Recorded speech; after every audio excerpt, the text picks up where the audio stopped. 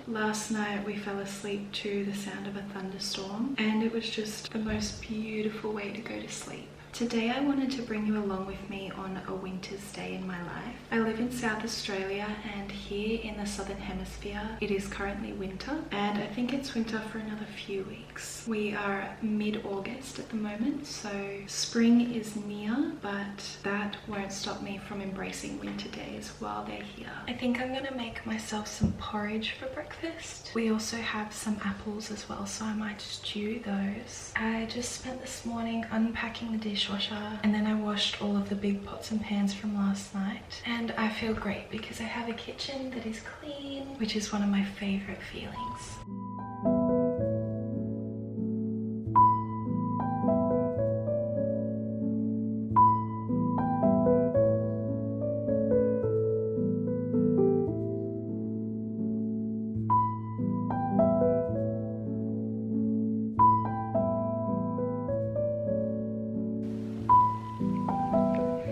I just made myself some porridge with stewed apples, and it is really yummy. I just feel like this is the most perfect winter's breakfast. It reminds me of freezing cold winter days when I was a child. I remember we would always have porridge or oats for breakfast. The reason that I wanted to film a winter's day in my life is because there was a time where I really didn't like winter. Just a couple years ago, I would be so sad whenever winter rolled around. I grew up in Melbourne, Australia, and if you don't know, Melbourne is very cold. It's on the southmost part of Australia if you don't include Tasmania, so the state gets a lot of freezing cold winds, and winters there are very gloomy, they're very rainy, and in my experience they felt like they lasted the longest time. It was actually a big part of the reason why my husband decided to then move to Queensland in a van, which is about 1600 kilometers north of Melbourne. The winters in Queensland are a lot warmer and sunnier, and we loved that. Anyway, recently my husband and I have moved back down to the south. We are in South Australia, and truly part of me was a bit nervous for the winter here because I knew that it wasn't going to be like what we had experienced in Queensland. I knew it was going to be colder, and based on my previous experience with winter, I honestly just felt a little bit nervous. But I can well and truly say that this winter has been so different for me, and I really believe that the reasoning for that is because I have learned to embrace winter. So I wanted to share a few of my little tips with you, just in case maybe you're going through the same thing. One of my favorite quotes is, "Nothing in nature blooms all year round," and it just rings so true. I think for a lot of the time that I really didn't like winter, it was because I was trying to live a lifestyle that didn't align with the season and aligned more with summer or spring. It's really important to note that our bodies actually change seasonally, and in my opinion, I think that a big part of enjoying the seasons is to learn how to change with it. Oh, hello. Hi.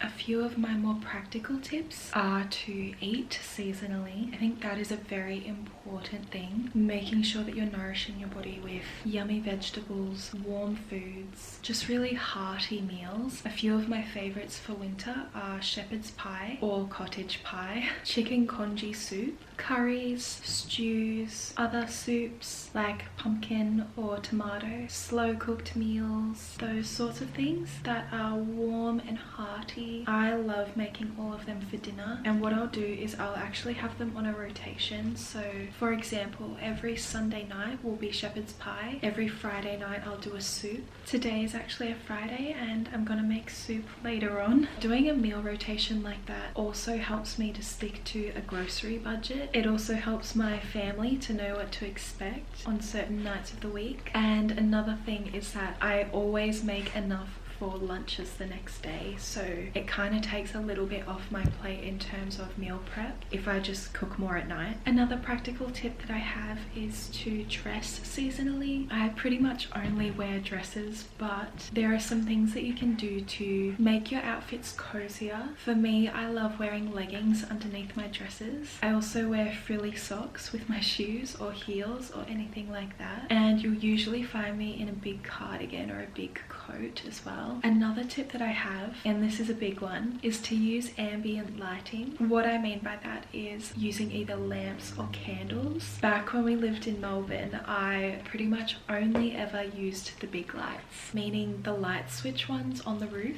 I really just think that it makes such a big difference to how cozy your atmosphere feels. So in winter, I will pretty much never ever use the big light. We pretty much only use lamps or candles, and if it's a light in the lamp, it's always a warm light as well. Something that I think is very important to do is to always get dressed for the day, especially if it's into something that you like or that makes you feel great. I remember back when we lived in Melbourne and throughout the winter when it was cold every day, all I would want to do is stay in my pajamas, and speaking from experience, I don't think that was very fruitful. All it made me want to do was lie in bed all day, and I think it was a big factor into why I felt so sad, because my days never felt distinguished, and I guess I also just felt purposeless in complete transparency. And so I really think that getting dressed for the day is just something that you can do that will contribute to your mood being a little bit better, especially in winter. It's about 4 p.m. and I'm gonna put dinner on. I think I mentioned this earlier, but we are having pumpkin soup, which is one of my favorite things to cook. I have cooked this in a few vlogs in the past, I believe, but pretty much all I do is roast some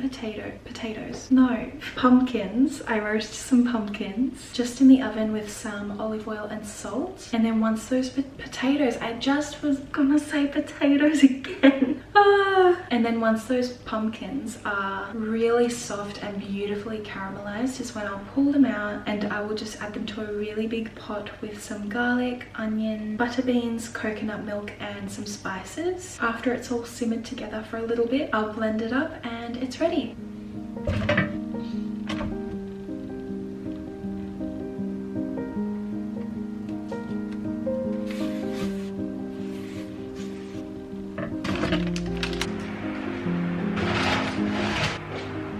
One thing that I think winter is really good for is baking. So in our house we have this jar that I like to keep stocked up with goodies, whether it be cookies, muffins, scones, or anything like that. They're always fresh and they're always homemade, and I think it just adds such a level of coziness to a home when there is homemade treats. Last night I baked some snickerdoodles and they are so yummy. I've actually never tried snickerdoodles before. I've only really made chocolate chip cookies and stuff like that, so I wasn't sure how they would go, but they turned out perfectly and they're definitely my new favorite cookie. This is them. I rolled them in cinnamon sugar before I baked them, and the entire house smelled like a bakery last night. I also even made a few extra. These have just been sitting in the fridge overnight, but I think I'm gonna freeze them because then maybe one day when I don't feel like cooking or baking, they will really come in handy. Another thing that I think is really important for winter is warm, cozy drinks.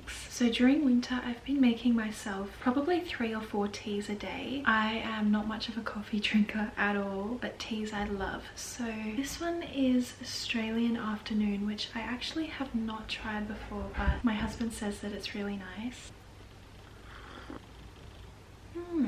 That is nice. It has a very strong, I don't know what the word is, but a very strong underlying flavor. I don't know if that makes sense. I'm not a tea connoisseur, but it's really good. I am just going to enjoy it with one of my snickerdoodles that I made yesterday. One of my favorite things to do at the moment is to either watch YouTube videos or edit YouTube videos. I have a select few favorite YouTubers that I absolutely love. A lot of them are Australian too, which I really enjoy. I don't know why I naturally gravitate towards Australian YouTubers. Maybe I feel like it's more relatable, and I don't know, their videos just look so homey. As an Australian, I can tell when something is filmed in Australia and it just feels so cozy. Ezra and I actually watched Anyone But You last night with Sydney Sweeney in it. I think that was a really funny movie, by the way. Oh my gosh, I don't know what I was expecting, but we were laughing a lot. Anyway, a lot of the scenes are actually shot at an Australian beach, and I was just saying to Ezra that you can tell when a beach is Australian compared to when it's not, or at least I can tell, and it just felt so beautiful and cozy and homey. I don't know if that makes sense. I wonder if anybody else feels the same way, but yeah,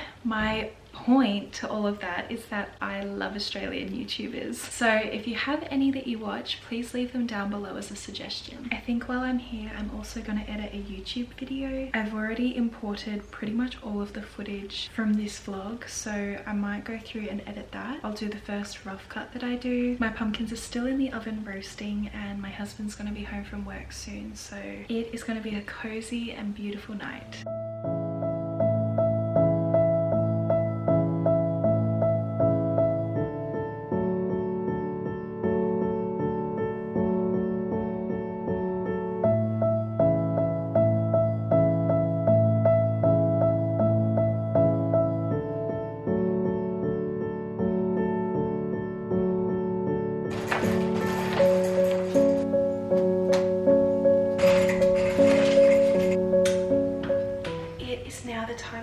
Where I put all of the blinds down and I turn all the lamps on. My pumpkins are finished in the oven. They're just staying warm right now, so I think I'm gonna just prep the rest of tonight's dinner. Something that I really want to preface throughout this video is to romanticize your life. That may sound really cliche and you've probably heard it a million times, but truly romanticizing my life, especially in the smaller moments, has just made me so much happier. I love putting on an apron to cook, for example, and I don't know if you would consider that romanticizing your life, because it's also a very practical thing, but part of me just loves it because it's so cute and that makes me happy. Also, lighting candles, making things cozy, baking cookies, finding time for the things that you enjoy are just a few of the things that are so important, and life just got drastically better when I started to do those, so I thought I would mention it.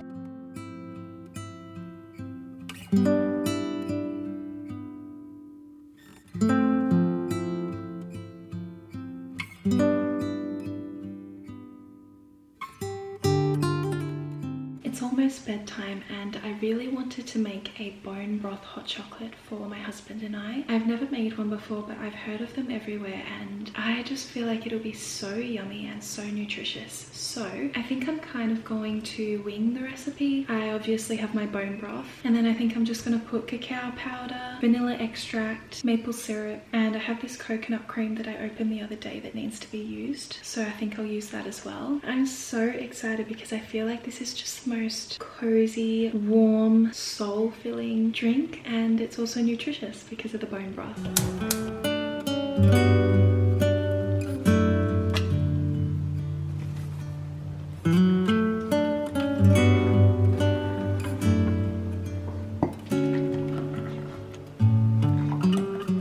Yummy. Are you ready to try it? Okay. I haven't tried it yet, so I wonder how it's gonna be.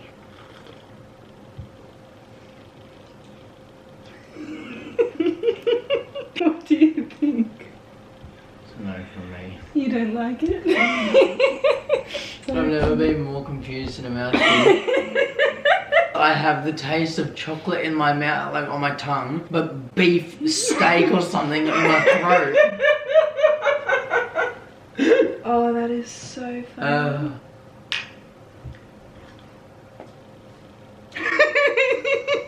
I think I might have put a little bit too much bone broth in. Babe, I've got a good theory. Let's start it as a hot chocolate and slowly add to the hot chocolate. I probably should have done. You've made what you said. You were like, I want to make a bone broth hot chocolate. But it's handmade hot chocolate, isn't it? Like, that's not like a... If the bone broth was there, I think it'd be a really nice hot chocolate. So whatever you did to make a hot chocolate's really nice. Are you coming to say goodnight?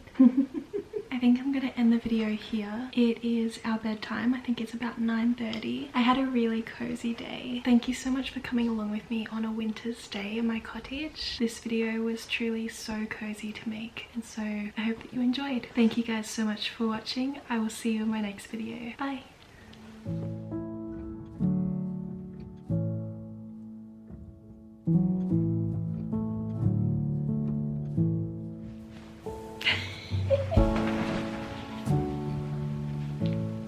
Bye.